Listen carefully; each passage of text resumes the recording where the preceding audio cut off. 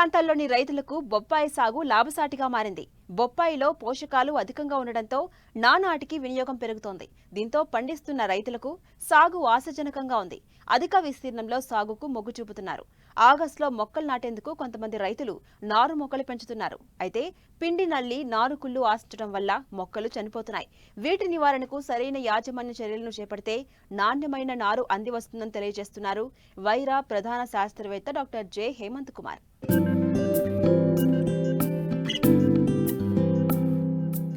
మన దేశంలో బొప్పాయి సాగు విస్తీర్ణం 1,60,000 హెక్టార్లలో సాగుతోంది.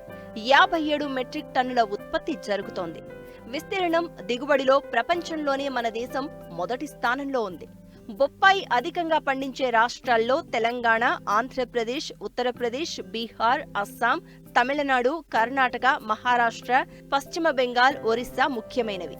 తెలుగు రాష్ట్రాల్లో సుమారు 25,000 ఎకరాల్లో సాగుతోంది. వేసవిలో తప్ప ఎప్పుడైనా నాటుకునే అవకాశం ఉంది. ఖరీఫ్లో బొప్పాయి నాటే రైతాంగం ప్రస్తుతం నారు పెంచే పనిలో ఉన్నారు. అయితే చాలా చోట్ల నారుమడుల్లో పిండి నల్లి, నారుకుళ్ళు ఉధృతిని కనుగొన్నారు శాస్త్రవేత్తలు. వీటి నివారణకు సమగ్ర సస్యరక్షణ చర్యలను తెలియజేస్తున్నారు ప్రధాన శాస్త్రవేత్త డాక్టర్ జె హేమంత్ కుమార్. పిండి నల్లి ఆశించినటువంటి మనము నారు మొక్కలు కానీ చూసుకున్నట్టయితే పిండి నల్లి సంబంధించినటువంటి పురుగులన్నీ కూడా ఆకుల నుంచి రసం పీల్చడం వల్ల ఈ ఆకులన్నీ కూడా గొగ్గులుగా మారి ముడుచుకొని పోయేదానికి అవకాశం ఉంటుంది. ముఖ్యంగా ఈ యొక్క పిండి లాంటి పదార్థం మొత్తం పట్టడం వల్ల ఆ ప్రాంతంలో తేనె వంటి విసర్జకాలు రావడం వల్ల గండి చీమలు తిరగడం కూడా మనం గమనించేదానికి అవకాశం ఉంటుంది. పిండి నల్లి ఎక్కువగా ఆశించినట్టయితే కాండం దాంతోపాటు ఆకుల మీద కూడా ఆశించడం వల్ల ఈ మొక్కలన్నీ కూడా ఎండిపోయి చనిపోయేదానికి అవకాశం ఉంటుంది. మనకి ముఖ్యంగా ఈ యొక్క చుట్టూతా తుత్తురు బెండ లాంటివి కానీ కలుపు మొక్కలు కానీ ఉన్న ప్రదేశాల్లో ఎక్కువగా ఉన్నట్టుగా మనం గుర్తించడం జరిగింది. ముఖ్యంగా ఈ యొక్క నారుమడి దశలో వచ్చేటువంటి పిండి నల్లి నివారించే పరిస్థితులు కానీ చూసుకున్నట్టయితే చుట్టూతా ఈ యొక్క గడ్డి కానీ లేకపోతే కలుపు మొక్కలు లేకుండా శుభ్రం చేసుకొని నారుని పెంచుకున్నట్టయితే తద్వారా ఈ యొక్క పిండి నల్లి యొక్క ఉధృతి చాలా వరకు తగ్గేదానికి అవకాశం ఉంటుంది.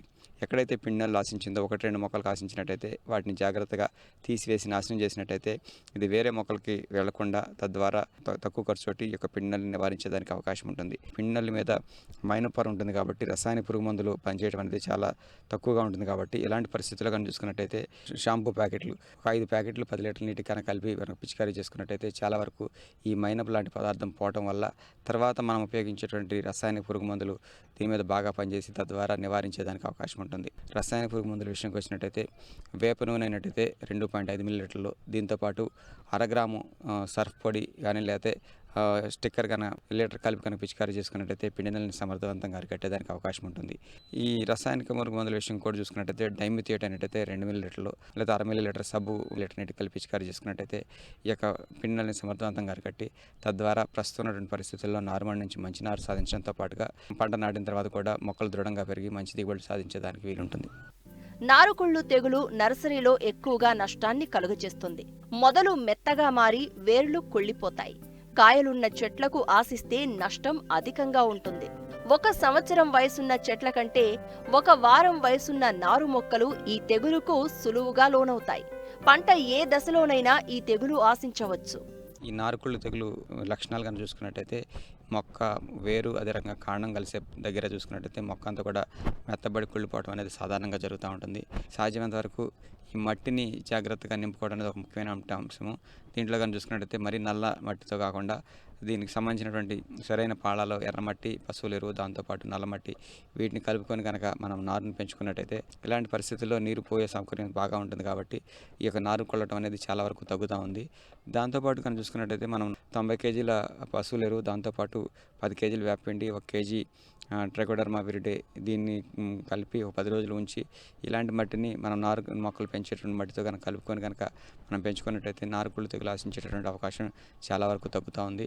దాంతోపాటు కనుక చూసుకున్నట్టయితే ఈ నారుమళ్ళలో ఎక్కడైతే నారుకుళ్ళు తెగులు ఆశించిందో నివారణకు కానీ చూసుకున్నట్టయితే ఫాస్టల్ ఏల్ అనేటైతే 2 గ్రాములు లేదా రెడమిల్ ఎంజెడ్ అయినట్టయితే 2 గ్రాములు లీటర్ నీటి కలిపి ఈ నారుమట్టలను తడుపుతూ ఉన్నట్టయితే ఈ యొక్క తెగులు ఆశించకుండా ఉండేదానికి అవకాశం ఉంటుంది. కాబట్టి తద్వారా మంచి మొక్కల్ని మనం పెంచుకునేదానికి వీలుంటుంది.